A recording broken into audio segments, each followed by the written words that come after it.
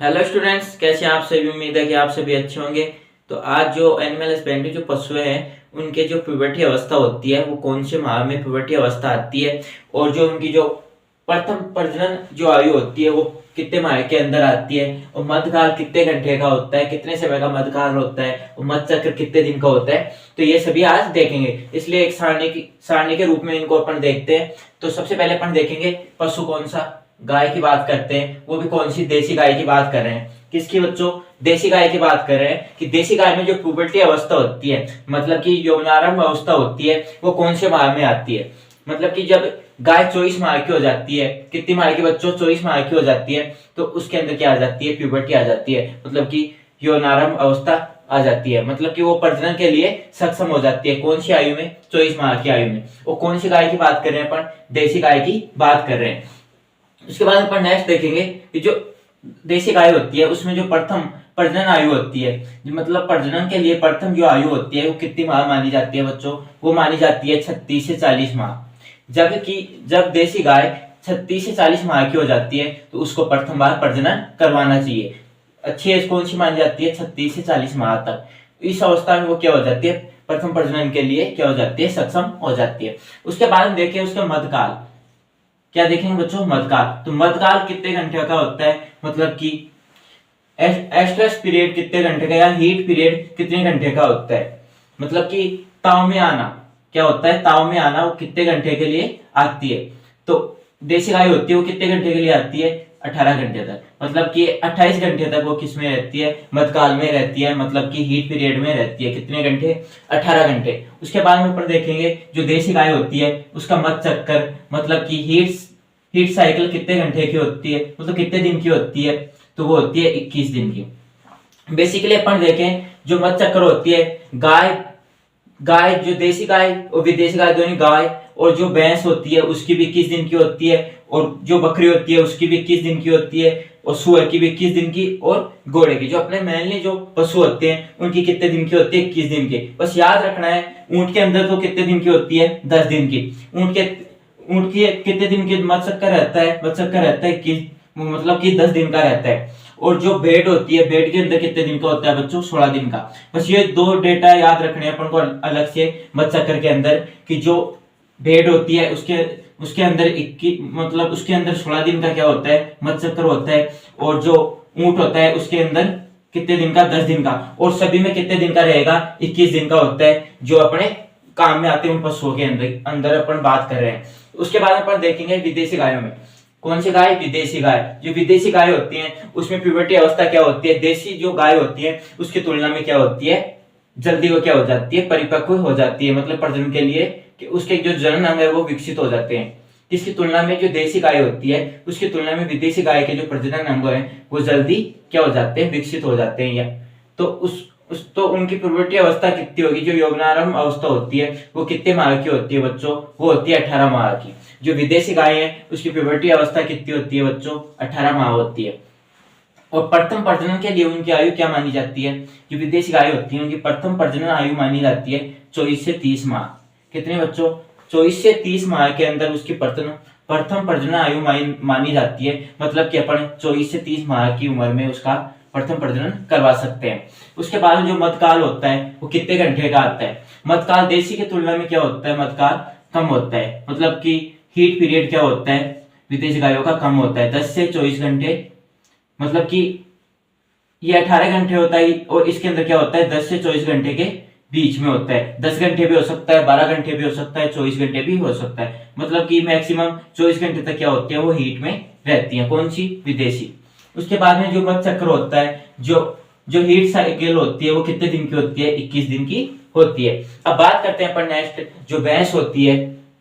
भैंस में कौन सी? एक तो जल वाली भैंस होती है और एक कीचड़ वाली होती है, उन दोनों की बात कर रहे हैं। उसके अंदर प्यूबर्टी अवस्था कितने माह में आती है? उनके अंदर प्यूबर्टी अवस्था आती है 30 माह के अंदर। वो क्या हो जाती है? उनके जो प्रजनन अंग होते हैं वो क्या हो जाते हैं? विकसित हो जाते हैं। उसके बाद में अपन को जो भैंस होती है उनको प्रजनन कब करवाना चाहिए? प्रथम प्रजनन अपन को करवाना चाहिए 36 से 42 माह के अंदर। कितने बच्चों? 36 से 42 माह के अंदर क्या करवाना चाहिए? जो भैंस होती है उसको प्रथम बार प्रजनन करवाना चाहिए। उसके बाद में आता है कि जो उनका मध्यकाल होता है, किसका, जो भैंस होती है उसका मध्यकाल कितने कितने घंटे का होता है बच्चों, 12 से 36। मतलब कि एक से 1.5 दिन के आसपास क्या होता है, उसका मध्यकाल होता है, मतलब हीट पीरियड होता है। क्या होता है, हीट पीरियड। हीट पीरियड कितना होता है, 12 से 36 घंटे। उसके बाद में आता है मध्य चक्कर। तो मध्य चक्कर कितना होता है बच्चों, 21 दिन का। कितना, 21 दिन का मध्य चक्कर होता है किसके अंदर, भैंस के अंदर। भैंस के बाद में आता है भेड़। भेड़ की बात करें तो भेड़ में जो प्यूबर्टी अवस्था होती है, जो यौनारंभ अवस्था होती है, वो कितनी होती है, 10 माह होती है। कितनी माह, 10 माह होती है। और इनके अंदर जो प्रथम प्रजनन करवाते हैं वो कब करवाना चाहिए, जब भेड़ 12 से 18 माह के बीच में हो जाए तब क्या कराना चाहिए अपन को, प्रथम प्रजनन करवाना चाहिए। उसके बाद में जो उनका जो मध्यकाल होता है, जो हीट पीरियड होता है, वो कितने घंटे का होता है, 24 से 36 घंटे का हीट पीरियड रहता है। किसके अंदर, भेड़ के अंदर। और जो इनके जो मध्य चक्र होता है, मतलब कि जो हीट साइकिल होती है वो कितने दिन की होती है, 16 दिन की। कितने दिन की, 16 दिन की। और जो बकरी होती है, याद रखना है कि बकरी और भेड़ बकरी में ऐसे नहीं है कि जैसे गाय भैंस के अंदर 21 दिन की मध्य चक्कर है, वैसे ही भेड़ बकरी में समझ लो आपकी सेम ही उसमें होगा। इन दोनों में क्या होता है, अलग अलग होता है। जैसे भेड़ में तो 16 दिन का हो गया, और जो बकरी होती है उसमें कितने दिन का, 21 दिन का। तो अब बकरी के अंदर अपन देख लेते हैं, जो प्यूबर्टी अवस्था होती है जो कितने माह में आती है, वो आती है 12 माह के अंदर। और प्रथम बार प्रजनन कब करवाना चाहिए बकरी को, 12 से जब वो 19 माह की हो जाए तब क्या करवाना चाहिए, प्रथम प्रजनन करवाना चाहिए। और जो उसका जो मध्यकाल होता है, जो हीट पीरियड होता है, वो कितने घंटे का होता है, वो 24 से 48 घंटे। मतलब कि 1 से 2 दिन, कितने, 1 से 2 दिन वो क्या रहती हैं, हीट में रहती हैं। कौन, बकरी। अब उसका जो मध्य चक्र होता है वो कितने दिन का होता है, उसका मध्य चक्र होता है 21 दिन का। कितने दिन का बच्चों, 21 दिन का उनका क्या होता है, मध्य चक्र होता है। किनकी बात करें, बकरी के अंदर। अब देखते हैं ऊंट के अंदर। अब जो ऊंट होता है, ऊंट में जो प्यूबर्टी अवस्था होती है, जो यौनारंभ अवस्था होती है, वो कब आती है, जब ऊंट 36 से 42 माह का हो जाते हैं तो वो क्या होता है, प्यूबर्टी अवस्था में आता है। मतलब कि उसके जो प्रजनन अंग है वो विकसित होते हैं, कब होते हैं, 36 से जब 42 माह का हो जाता है तो उसके प्रजनन अंग है वो विकसित हो जाते हैं। उसके बाद में उनका जो प्रथम प्रजनन करवाएंगे ऊंट का, वो कब करवाते हैं बच्चों, वो करवाते हैं जब ऊंट 40 से 48 माह का हो जाए तब अपन क्या करवाते हैं, उसका प्रथम प्रजनन करवाते हैं। बेस्ट एज क्या मानी जाती है कि जब वो 40 से 48 माह का हो जाए तब प्रजनन करवाना चाहिए।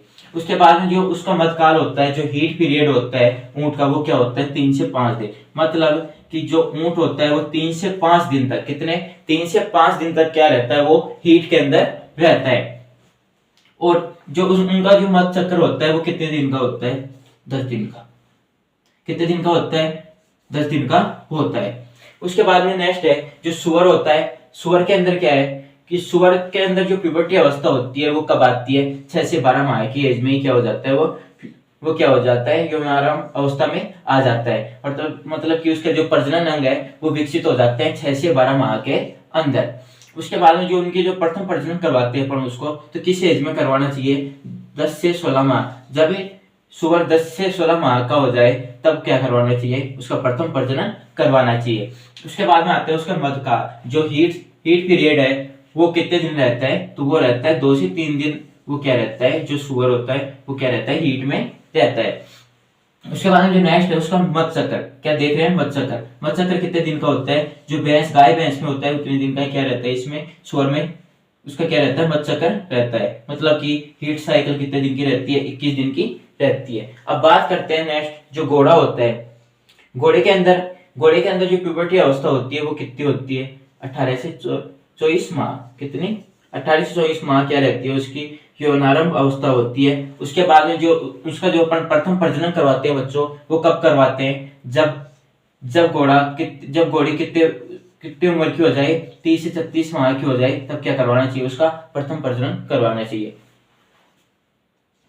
तब क्या करवाना चाहिए, उसका प्रथम प्रजनन करवाना चाहिए। जब 30 से 36 माह की हो जाए तब उसको प्रथम बार प्रजनन करवाना चाहिए। और मध्यकाल की बात करें तो उसका जो हीट पीरियड है वो कितने दिन का रहता है, 4 से 5 दिन। वो क्या रहता है, जो घोड़ी होती है वो क्या रहती है, हीट के अंदर रहती है। कितने दिन, 4 से 5 दिन। उसके बाद में जो उसकी जो मध्य चक्र होता है वो कितने दिन का रहता है, गाय भैंस की तरह कितने दिन का रहता है, 21 दिन का ही इसका मध्य चक्र होता है। अब देखेंगे इसके अंदर अपन गर्भकाल क्या देखेंगे, अब क्या देखेंगे बच्चों, गर्भकाल देखेंगे, गेस्टेशन पीरियड देखेंगे कितने दिन का होता है। तो मैं इसको 18 हूं। अब इसके अंदर वो क्या देखेंगे, इन पशुओं के अंदर जो इनका गर्भकाल रहता है वो कितने दिन का रहता है, मतलब कि प्रजनन करवाने से लेकर, मतलब गर्भित होने से लेकर पशु के बच्चे देने तक का टाइम कितना लगता है, तो वो अपन देखेंगे।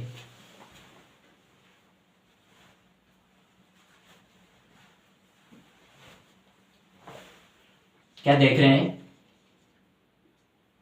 गर्भकाल। तो गर्भकाल के अंदर अपन देखेंगे कि गाय को कितना समय लगता है। तो गाय को लगता है, गाय के अंदर जो गर्भकाल होता है, मतलब कि गर्भित होने से लेके, मतलब गर्भित होने से लेके जो पशु देती है, गर्भित होने से लेकर बच्चा देने तक, बच्चा देने तक का जो समय होता है वो क्या कहलाता है, गर्भकाल कहलाता है। तो गर्भकाल कितने दिन का रहता है, किसके अंदर, गाय के अंदर। गाय के अंदर अपन बात करें तो 285 से 300 दिन। कितना, 285 से नहीं, 280 से 285, मतलब 280 से 285 कितने दिन का समय लगता है, गर्भकाल जो रहता है वो कितने दिन का रहता है, 280 से 285 रहता है किसके अंदर, देसी गाय के अंदर। और उतना ही क्या रहता है विदेशी गाय में भी रहता है। कितना होता है, 280 से 285। कितना बच्चों, 280 से 285 क्या रहता है, विदेशी के अंदर भी गर्भकाल अवस्था रहती है। उसके बाद में अपन देखेंगे कि जो भैंस होती है, भैंस के अंदर कितने दिन की गर्भकाल अवस्था होती है। तो भैंस के अंदर होती है 305 से 310 दिन। कितने दिन, ये किन के अंदर दे रखे हैं, दिन के अंदर, दिन है, क्या है, दिन। गर्भकाल कितने रहता है, गर्भकाल को क्या बोलते हैं, गेस्टेशन पीरियड। क्या बोलते हैं, गेस्टेशन पीरियड बोलते हैं। मतलब कि गर्भित होने से लेके बच्चा देने तक का जो समय होता है उसको क्या बोलते हैं, गर्भकाल बोलते हैं। तो गर्भकाल कितने दिन का रहता है, गाय के अंदर रहता है 280 से 285। देसी और विदेशी के अंदर, दोनों के अंदर 280 से 285 दिन का रहता है। उसके बाद में जो भैंस होती है, भैंस के अंदर जो गर्भकाल होता है वो होता है 305 से 310 दिन। कितना बच्चों, 305 से 310 दिन होता है। उसके बाद में अपन बात करेंगे भेड़ की। किसकी बात करेंगे, भेड़ की बात करेंगे। तो भेड़ में कितना होता है, भेड़ में होता है बच्चों 147 से 148 दिन। गर्भकाल कितने दिन का होता है भेड़ के अंदर, पूछे आपको कि भेड़ के अंदर गर्भकाल कितने दिन का रहता है। तो 147 से 148 दिन गर्भकाल रहता है। मतलब कि गेस्टेशन पीरियड कितने दिन का रहता है, 147 से 148 दिन भेड़ के अंदर रहता है। अब बात करते हैं अपन जो बकरी होती है, बकरी के अंदर कितने दिन का रहता है। तो बकरी में होता है 150 से 151 दिन। कितना बच्चों, 150 से 151 दिन। किसकी बात कर रहे हैं, बकरी के अंदर जो गेस्टेशन पीरियड होता है वो कितने दिन का होता है बच्चों, वो होता है 150 से 151 दिन। किसके अंदर, बकरी के अंदर। बकरी के बाद में अपन बात करेंगे ऊंट के अंदर कितने दिन का रहता है। तो 390 दिन का। कितने दिन का, ऊंट की बात करें, ऊंट के अंदर कितने दिन का रहता है बच्चों, 390 दिन।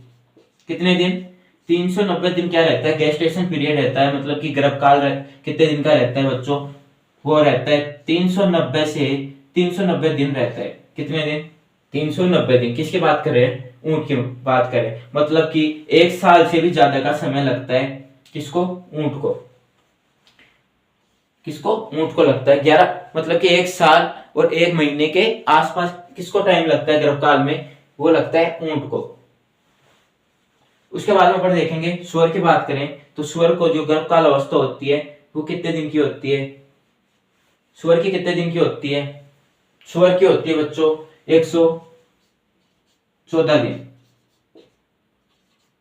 कितने दिन, 114 दिन किसकी होती है बच्चों, सूअर की बात कर रहे हैं। तो सूअर में कितनी होती है, 114 दिन। और अपन घोड़ी की बात करें तो घोड़ी के अंदर कितने दिन की होती है, 340 दिन। मतलब कि उसको बच्चा देने में, गर्भित होने से बच्चा देने में समय कितना लगता है घोड़ी को, 340 दिन लगता है। और ऊंट को क्या लगता है, 390 दिन सबसे ज्यादा किसको लग रहा है? ऊंट को। और जो सूअर होता है, सूअर को कितने दिन लगता है बच्चा देने में समय? गर्भित होने से बच्चा देने तक का समय कितने दिन का होता है? 114 दिन। और बात करें, सबसे पहले हम बात कर लिए गाय की। गाय के अंदर तो कितने दिन लगता है? 280 से 285 दिन, चाहे वो देसी हो चाहे विदेशी हो।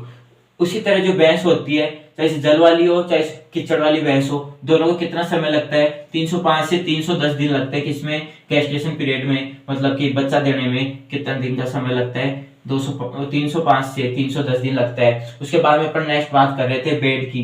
तो बेड में गर्भकाल में कितना समय लगता है? 147 से 148 दिन का समय लग जाता है। उसके बाद में अपन देखें जो बकरी होती है, बकरी के अंदर कितना समय लगता है? 150 से 151 दिन का समय लगता है। उसके बाद में जो ऊंट होता है, ऊंट के अंदर कितने दिन का? 390 दिन का।